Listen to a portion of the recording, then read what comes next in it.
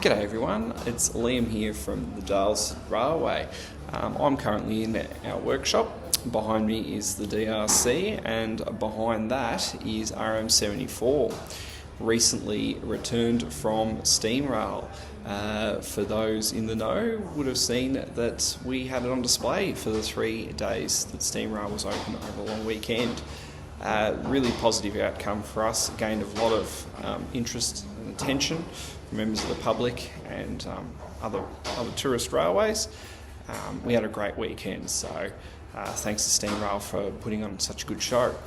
So it's back here now, and the guys are looking at the next step for the restoration.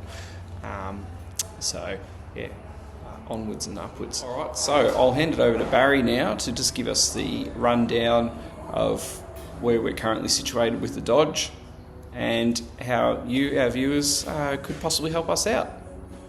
Dodge passenger mail motor RM74 has returned, having been away having its car body rebuilt over the last couple of years. Now back at Daylesford, our volunteers will be completing its restoration by rebuilding the engine and the gearbox, fitting the hydraulic turntable and completing all the electric works.